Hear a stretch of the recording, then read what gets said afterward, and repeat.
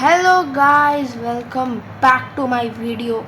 सो guys, कैसे हैं आप सभी लोग? होप करता हूँ कि आप सब बढ़िया होंगे और मज़े में होंगे। किस में होंगे? अरे यार, मज़े में होंगे। तो अब तो मज़े ख़त्म हो गए कि अब स्कूल स्टार्ट होने वाले हैं। बहुत लोगों के लेट से स्टार्ट होंगे, मेरे तो 3 अप्रैल से स्टार्ट होने वाले हैं। तो जो स्टूडेंट क्लास 7 से 8 में गए हैं उनके लिए ये वीडियो है। देखो भाई, आज हम पढ़ने वाले हैं द, हेडिंग डालो द इंडियन से। आपको चैप्टर समझ आ गया होगा क्या मैं पढ़ाने वाला हूँ। कॉन्स्टिट्यूशन,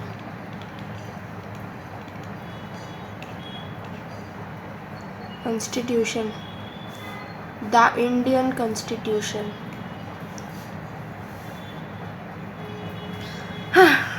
चलो स्टार्ट करते हैं चैप्टर को। Let's start. ये आपका सिविक्स का चैप्टर 1 है, जो कि क्लास 8 का है। क्लास 8 में बहुत इंटरेस्टिंग टॉपिक्स है। हिस्ट्री को भी मैं लेके आऊँगा, हिस्ट्री भी मैं लाऊँगा, ज्योग्राफी भी मैं लाऊँगा। सिविक्स तो पहला चैप्टर आपके पास है ही। ये आप जो देख रहे हैं ये सिविक्स का पहला चैप्टर है। ये हम आगे के दिनों में लाएंगे। तो देखो, अब मस्ती करने के दिन गए, अब थोड़ा पढ़ाई की ओर सीरियस हो जाना चाहिए। हाँ, कुछ बच्चे सोच रहे होंगे कि अभी से क्यों, पर अभी से अगर आपका फाउंडेशन क्लियर होगा तभी आगे जाकर आप 10th बोर्ड में फोड़ पाएंगे। तो इसीलिए मैंने तो अपनी पढ़ाई स्टार्ट कर दी है। आपको भी सीख दे रहा हूँ कि मेरे को देख के आप भी पढ़ाई स्टार्ट कर लो, क्योंकि मैंने पढ़ा तभी मैं आपको समझा रहा हूँ कि मैं खुद क्लास 8 में हूँ। मैंने पढ़ लिया तभी तो मैं आपको समझा पा रहा हूँ। आप भी पढ़ना स्टार्ट कर दें। और बहुत बच्चों के जून जुलाई में स्कूल स्टार्ट होते हैं, तो आप अभी थोड़े दिन और मस्ती कर लो। अप्रैल से पढ़ाई स्टार्ट कर देना, मिड ऑफ अप्रैल से। पर कभी तो शुरू करना ही पड़ेगा, क्यों ना वो दिन आज ही का दिन हो। तो चलिए अब बिना कोई टाइम वेस्ट के स्टार्ट करते हैं। The Indian constitution. What is a constitution? पहला क्वेश्चन, व्हाट। हम क्वेश्चंस के फॉर्मेट में करने वाले हैं इसे, ठीक है। ये नहीं कि मैं बता रहा हूँ आपको कुछ समझ में नहीं आ रहा, वो बात नहीं होने वाली है, ठीक है। व्हाट इज़ कॉन्स्टिट्यूशन लिखो, ये नहीं लिखना है, ठीक है। ये मैं बस समझाने के लिए लिखा हूँ। चलो कलर चेंज कर लेते हैं। अब लिखो कॉन्स्टिट्यूशन, हेडिंग डालो, पहला टॉपिक। नोट्स बनाते चलो मेरे साथ, ठीक है। कॉन्स्टिट्यूशन, एक एरो दो, जैसे जैसे मैं लिख रहा हूँ वैसे लिखते जाना। रिटन और unwritten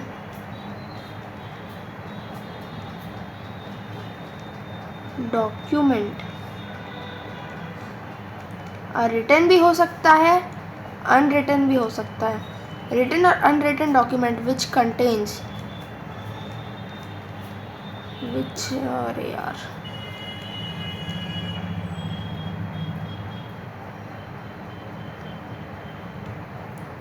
which contains basic rules according to which our country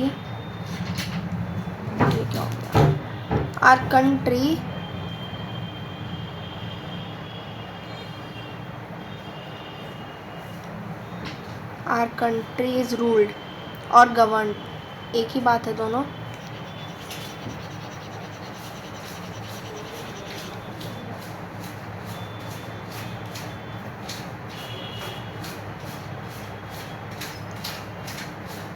Country is ruled और governed। अभी घबराना नहीं है, दोस्तों अभी घबराना नहीं है, डेफिनेशन बहुत सिंपल कर दूंगा मैं आपके लिए। देखो, ये एक रिटन या अनरिटन डॉक्यूमेंट होता है।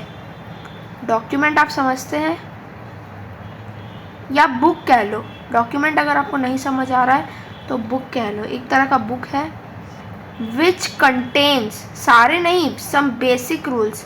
सारे रूल्स नहीं होते इसमें, सारे रूल्स होंगे तो ये कॉन्स्टिट्यूशन कम से कम 10 से 20,000 पेज का बन जाएगा, जो कि हमें करना नहीं है।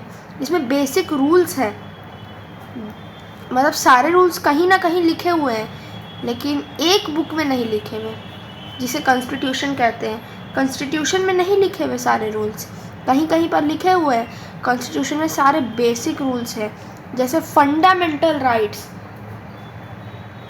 ठीक है, जैसे fundamental rights. It contain some basic rules. Rules समझ रहे हो ना, रूल्स का मतलब according to which our country is ruled और गवर्नड। अगर आपको रूल्ड नहीं याद हो रहा है तो आप गवर्नड लिख सकते हो, गवर्नड नहीं याद हो रहा है तो आप रूल लिख सकते हो। देखो मैं आपको एक सिंपल वे में समझाता हूँ। यहाँ रूल्स लिखा है तो उसी का रूल्ड हो गया। और गवर्नमेंट क्या होता है, लॉ मेकिंग बॉडी होती है, तो गवर्नड उसी से आया है, गवर्नमेंट से गवर्नड वर्ड आया है, जिसका मतलब है रूल करना। दोनों का मतलब सेम है, आप कोई भी एक चीज़ लिख सकते हो, दो लिखोगे तो थोड़ा अट्रैक्टिव आंसर लगेगा।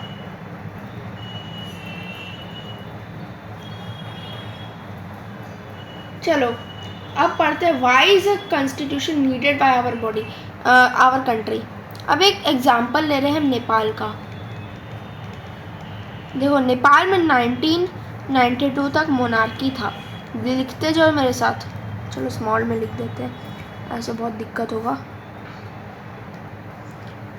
नेपाल में 1992 तक, सॉरी 1990 तक, सॉरी 1990 तक था।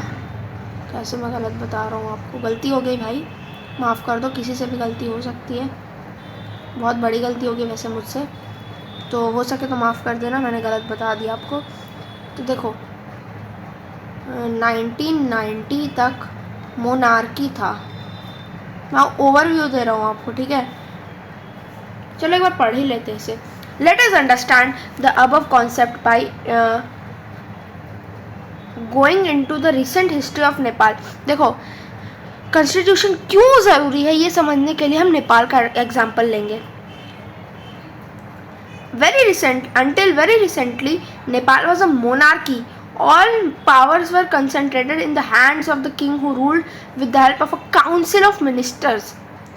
जो किंग के पास ही सारे पावर्स थे। किंग के पास सारे पावर्स कब होते हैं, जब एक कंट्री मोनार्की होता है, किंग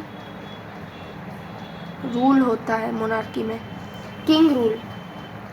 लिखते जाना है, ये सिर्फ फ्लो चार्ट बना के आपको लिखना है, ऐसे ऐसे क्या बोलते हैं, ऐसे मतलब क्या बोल सकते हैं, मतलब ऐसे पैराग्राफ में लिखोगे तो आपको कुछ नहीं समझ आएगा, ठीक है। आ भी सकता है कुछ इंटेलिजेंट बच्चों को, लेकिन वैसे मुश्किल है। मैं भी अपने नोट्स ऐसे ही बनाता हूँ, इस तरह से फ्लो चार्ट्स की हेल्प से। तो देखो सारे पावर्स किंग के पास थे। The previous constitution adopted in 1990, देख लो 1990 तक मोनार्की था मैंने बताया। उसके बाद एक कॉन्स्टिट्यूशन बना, कॉन्स्टिट्यूशन बना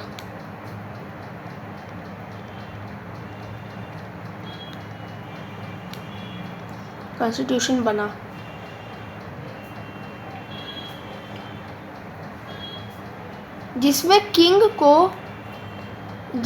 रूल के बारे में था, पूरा किंग के बारे में था। ऐसे फ्लो चार्ट बनाओ जैसे मैं बना रहा हूँ, ठीक है।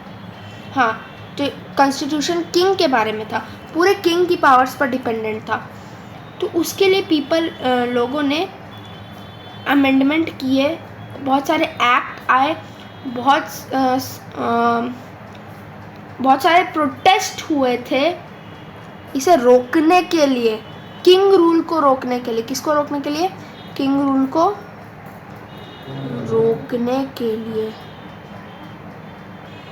रोकने हेतु, और एक ही बात है रोकने के लिए, रोकने हेतु, ठीक है। ज़्यादा हिंदी मेरी थोड़ी अच्छी है, वैसे तो इंग्लिश भी ठीक ही है मेरी, ठीक ठाक, बस इतना ही चाहिए ज़िंदगी में, और क्या। तो फिर 2006 में जाके 2006 में जाके उनके पास एक ढंग का कॉन्स्टिट्यूशन आया। पहले भी कॉन्स्टिट्यूशन आए थे, लेकिन वो उनमें भी किंग के बारे में था। ढंग का कॉन्स्टिट्यूशन आया और डेमोक्रेसी अपनाया गया। डेमोक्रेसी क्या होता है? जहाँ पे इलेक्टेड क्या बोलते हैं, इलेक्टेड रिप्रेजेंटेटिव हो, ठीक है। मोनार्की में तो किंग होता है, कोई नहीं, कोई चाहे कि किंग ना हो तो भी वही रहेगा, लेकिन अगर कोई चाहे डेमोक्रेसी में कि इस गवर्नमेंट को हटा दे तो अमेंडमेंट और प्रोटेस्ट के थ्रू आप उसे भी हटा सकते हैं। वैसे अमेंडमेंट मैं गलत बोल रहा हूँ एक्चुअली, अमेंडमेंट का आपको मैं सही मतलब समझाता हूँ, ये तो आपने लिख लिया होगा मेरे ख्याल से। अमेंडमेंट का रियल मतलब होता है चेंज। अब वापस मैं अमेंडमेंट वर्ड नहीं यूज़ करूँगा, मेरे को पता होता है मैं गलत बोल रहा हूँ। अमेंडमेंट का मतलब होता है कॉन्स्टिट्यूशन में चेंज लाना, कॉन्स्टिट्यूशन में चेंज लाना, ठीक है। मैंने जहाँ जहाँ पे अमेंडमेंट अभी तक बोला है मेरे को माफ़ कर देना, अमेंडमेंट का मतलब कुछ और होता है। ये होता है अमेंडमेंट का मतलब कॉन्स्टिट्यूशन में कुछ चेंज लाना। माफ़ कर देना, वीडियो छोड़ के मत जाना, बहुत अच्छी वीडियो है, समझ आ जाएगा आपको। इस तरह से नेपाल को डेमोक्रेसी मिला। डेमोक्रेसी का क्या फ़ायदा है? Free and fair elections. Free and fair election का मतलब कोई के प्रेशर में या किसी ने फोर्स किया है तो उस हिसाब से आप वोट नहीं दोगे, आप वोट दोगे अपने चॉइस के हिसाब से, ठीक है। अपने चॉइस के हिसाब से आप वोट दोगे, किसी के कंट्रोल में आके नहीं। No control in democracy. अगर आपको वीडियो में कुछ कुछ समझ आ रहा है तो प्लीज़ अपने दोस्तों से वीडियो शेयर कर देना जो 8 में है, ठीक है, जिन्होंने अभी 8 की प्रिपरेशन चालू की है।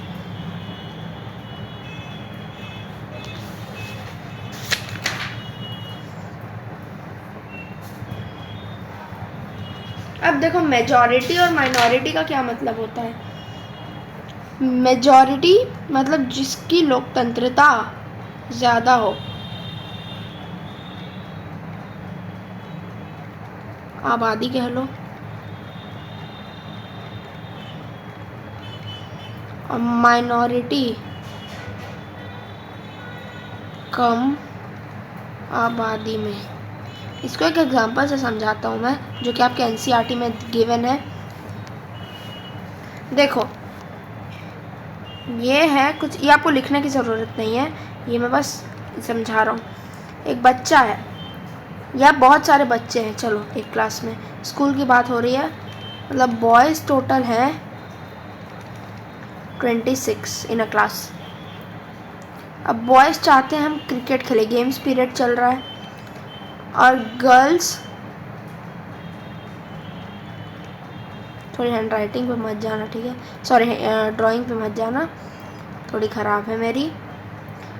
गर्ल्स 5 हैं, ये चलो 15 है, और वो चाहती हैं बास्केटबॉल के लिए। ऐसा ही कुछ गेम था, आप अपने एनसीईआरटी में पढ़ लेना, शायद बास्केटबॉल ही था।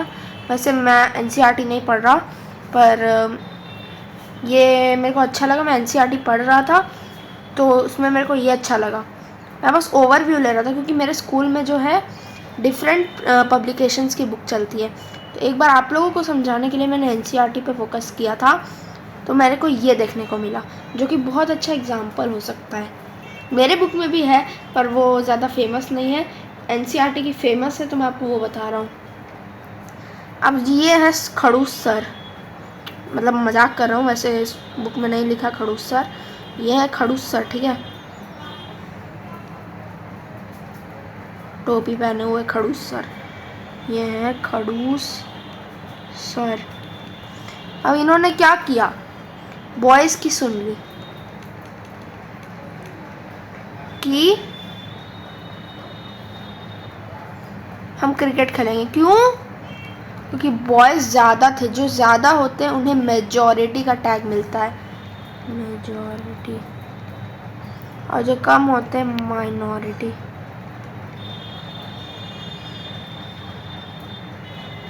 मेजॉरिटी और माइनॉरिटी का खेल आपको मेरे हिसाब से समझ आ गया होगा।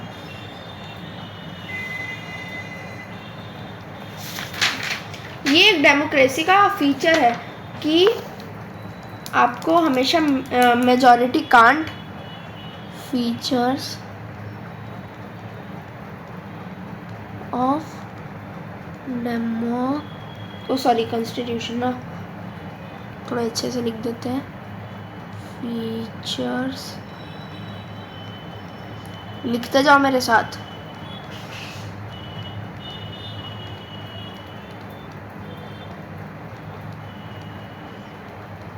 नो मेजॉरिटी कैन डोमिनेट का मतलब होता है नीचा दिखाना, डोमिनेट या सप्रेस करना माइनॉरिटी।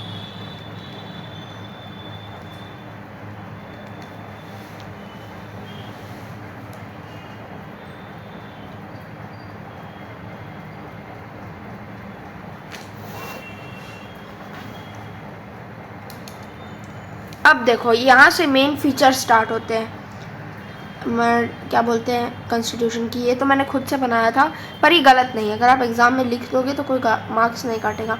मार्क्स काटे तो आप मेरे से बात करवाना, मेरे को कमेंट सेक्शन में आप बताना, और मैं आपसे पर्सनली कांटेक्ट करूँगा, और मैं उससे बात करूँगा जिसने ये लिखने पे नंबर काटा है।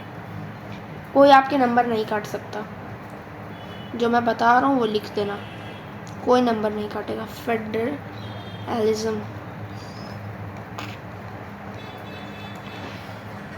a political system in which powers to govern are divided between the center and the states is called federalism।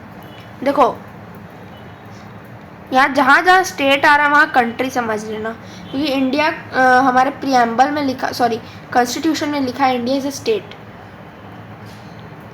Country में सेंट्रल, और यहाँ स्टेट की मैं बात कर रहा हूँ, ठीक है, और स्टेट में पावर्स डिवाइडेड है, पावर्स डिवाइडेड, इसी को बोलते हैं फेडरलिज्म। दूसरा है parliamentary form of government, parliamentary form of GOVT लिख दे रहा हूँ, GOVT गवर्नमेंट।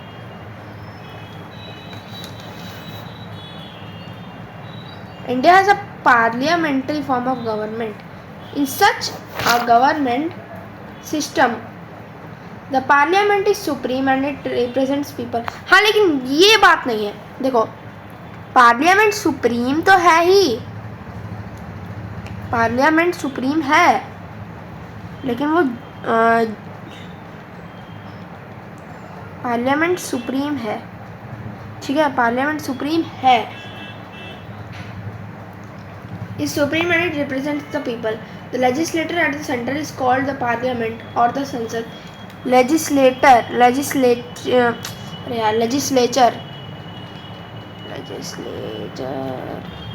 इसे हम कहते हैं पार्लियामेंट। यहाँ पे हम लॉज बनाते हैं, मतलब यहाँ लॉज बनते हैं। दूसरा होता है एग्जीक्यूटिव, उसमें लॉज इम्प्लीमेंट होते हैं, ठीक है। तीसरा होता है जुडिशरी, जो देखता है कि लॉज अच्छे से मेंटेन हो रहे हैं या नहीं, लॉज मेंटेन्ड और नॉट, ठीक है। अब हम पढ़ने वाले सेपरेशन ऑफ पावर्स। देखो सेपरेशन ऑफ पावर्स दो हाउसेस के बीच है, विधानसभा या upper house, sorry lower house, और विधान परिषद या अपर हाउस। ये आपने क्लास 7 के चैप्टर 3 में पढ़ा है, ठीक है। इनके बीच में पावर डिवाइडेड होता है। हमारे बुक में, मेरे बुक में 3 लिखा हुआ है। अब देखो 3 का क्या मतलब है। तीसरा, या मेनली 2 है, लेकिन स्टेट के अंदर भी एक आता है local self government, local government, उसको भी यहाँ पर गिन रहा है।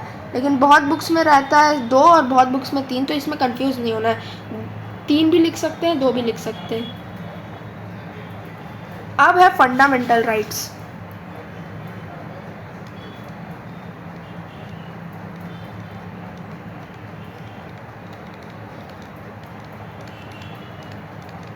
अब मैं हर जगह FR लिखूंगा, ठीक है, तो थोड़ा समझ लेना। अब देखो right to equality, right to equality RTE, वैसे तो ये राइट टू एजुकेशन होता है, एक बार के लिए समझ लो ये राइट टू इक्वालिटी है। एग्ज़ाम में मत लिखना RTE, वरना नंबर कट जाएंगे, मैं पहले बता दे रहा हूँ। मैं बस शॉर्ट फॉर्म में आपको समझाने के लिए लिख रहा हूँ। आर्टिकल 14 to 18, हाँ 18 इसको शो करते हैं, शोज।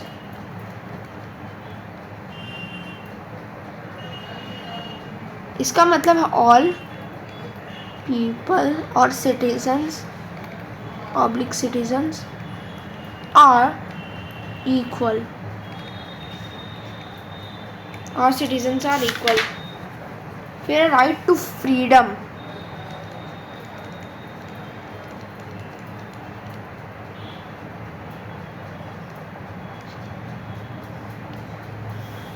ये बताता है आर्टिकल 19 to 22 हमारे कॉन्स्टिट्यूशन का, ठीक है। ये बताता है कि हमें कहीं भी जाने की फ्रीडम है। मतलब ऐसा नहीं कि अब राज्यसभा के हाउस में घुस जाओ और फिर बोलो हमें तो हर जगह जाने की फ्रीडम है, वो बात नहीं है। कुछ रेस्ट्रिक्शंस होते हैं, लेकिन ऐसे आपको कोई भी चीज़ करने की फ्रीडम है। फिर तो आप बोलोगे मैं मर्डर कर देता हूँ, मेरे को मर्डर करने की फ्रीडम है। नहीं, वो एक रेस्ट्रिक्शन है। आपको कुछ चीज़ों की फ्रीडम है, पर ऐसा नहीं कि आप कुछ भी कर डालो, ठीक है। कुछ भी करने की आपकी फ्रीडम नहीं है। हाँ, कहीं आप जाना चाहो जा सकते हो, इंडिया में आप फ्रीली घूम सकते हो, बाहर की कंट्रीज़ में नहीं, ठीक है। इंडिया में आप फ्रीली घूम सकते हो। इसका मतलब ये नहीं कि आप मिलिट्री में घुस जाओ, ठीक है, राज्यसभा लोकसभा में चले जाओ, प्राइम मिनिस्टर के घर चले जाओ, चीफ मिनिस्टर के घर घुस जाओ। इसका ये मतलब नहीं है। कोई भी सिटी या स्टेट की बात हो रही है, सिटीज़ और स्टेट, या सिटी और स्टेट की बात हो रही है। और freedom of speech and expression, speech and expression का क्या मतलब होता है?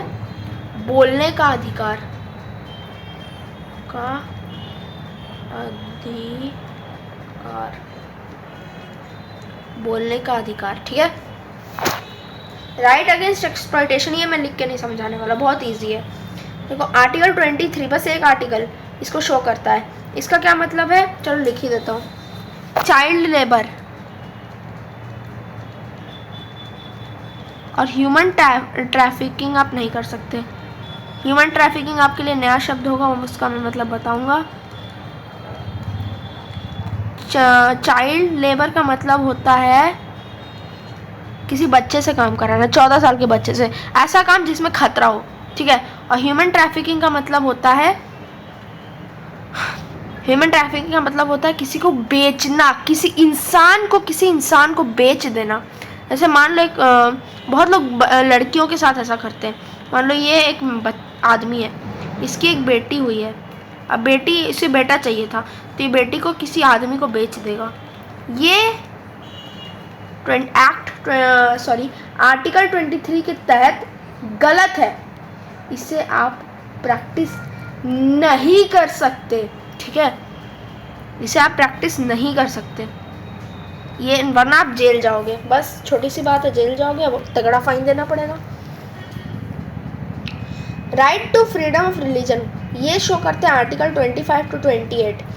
कोई भी रिलीजन आपको अपनाने की फ्रीडम है, फ्रीडम आप कह सकते हो। देखो इसे मैं हिंदी में, अगर शुद्ध हिंदी में कहूँ तो मैं ये कह सकता हूँ कि इस देश में धर्मनिरपेक्षता दृढ़ता से अपनाया गया है। इसका यह मतलब है कि धर्म कोई भी ले सकते हो, कोई भी, चाहे वो हिंदुइज्म हो, इस्लाम हो, जैनिज्म हो, बुद्धिज्म हो, ठीक है, जैन, बुद्ध, सिख, ईसाई, इस्लाम, हिंदू, कुछ भी आप बन सकते हो, ठीक है। अब है राइट टू कॉन्स्टिट्यूशनल रेमेडीज, इसे आर्टिकल 32 शो करता है, ठीक है। इसके तहत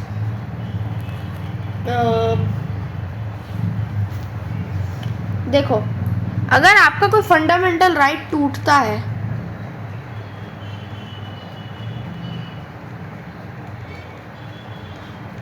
एक्सप्लॉइट होता है, तो आप सीधा हाई कोर्ट या सुप्रीम कोर्ट जा सकते हैं, डायरेक्ट सुप्रीम कोर्ट जा सकते हैं। राइट टू फ्रीडम में आता है किसी की मर्डर करना, एक आर्टिकल होता है या कह लो कि एक उसका एग्जाम्पल होता है, right to freedom of life, right to freedom of life, right to freedom of life, ठीक है, राइट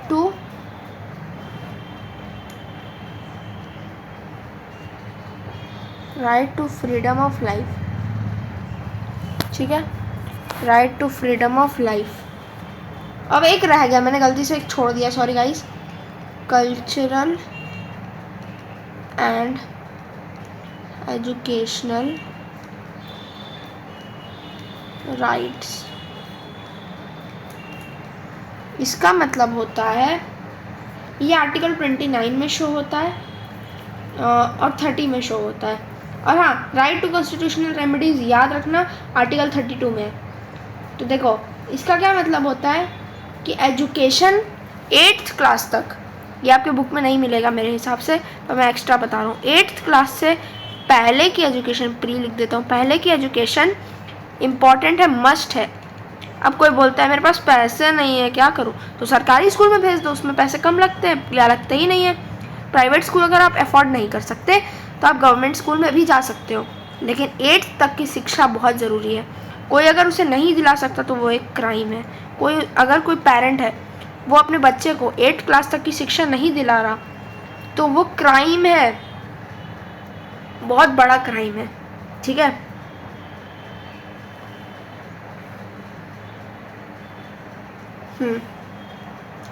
यही आपका फंडामेंटल राइट्स खत्म होता है। अब एक लास्ट टॉपिक है, सेक्युलरिज्म। ये हमारा 42nd अमेंडमेंट में, अमेंडमेंट का मतलब मैंने आपको बताया था चेंज करना कॉन्स्टिट्यूशन में, 42 अमेंडमेंट में बढ़ा था, या घटा सकते हैं, बढ़ा सकते हैं, इन 1976, हाँ। तो इसका मतलब क्या है भैया?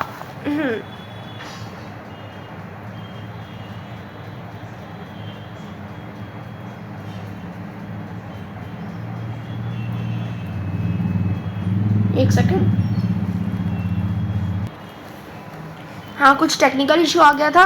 तो इसका मतलब ये है कि आपके स्टेट का, अरे यार ये मैं क्या लिख रहा हूँ, स्टेट का, ये स्टेट मतलब कंट्री यहाँ पे है, ठीक है, इंडिया इज़ अ स्टेट, ये हमारे कॉन्स्टिट्यूशन में लिखा है।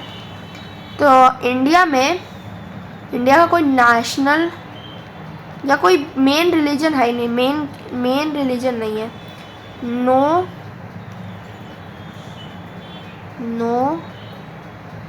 Main religion of our country. जैसे पाकिस्तान को देख लो, उसमें इस्लाम मेन धर्म है। हमारे इंडिया में सब रहते हैं, हिंदू। मैं पाकिस्तान को बुरा नहीं कह रहा, ठीक है। इस्लाम, हिंदू लोग रहते हैं, इस्लाम मुस्लिम लोग रहते हैं, सॉरी इस्लाम मुस्लिम लोग रहते हैं। फिर से लिख देता हूँ। हमारे कंट्री में हिंदू लोग रहते हैं, मुस्लिम्स रहते हैं, जैन्स रहते हैं, बौद्ध रहते हैं, क्रिश्चियन रहते हैं। तो ये और भी बहुत सारे धर्म के लोग रहते हैं। तो इसीलिए हमारे स्टेट का, कंट्री का कोई मेन, क्या बोलते हैं, कोई मेन रिलीजन नहीं है। हर रिलीजन को हमारे कंट्री में रिस्पेक्ट मिलता है। ओके, हमारी चैप्टर यहीं ख़त्म होती है। Chapter is ओवर्ड।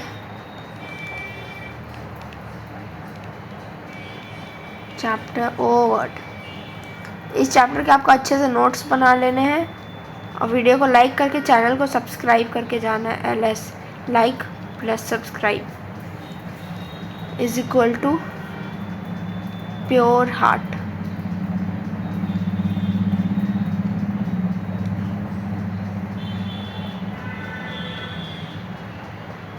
Like plus subscribe is equal to pure heart. मिलते हैं अगली वीडियो में। सेकंड चैप्टर को भी लेके आएंगे और हिस्ट्री ज्योग्राफी को भी लेके आएंगे और साइंस और मैथ्स को भी हमें कवर करना है। मिलते हैं अगली वीडियो में। Till then good bye.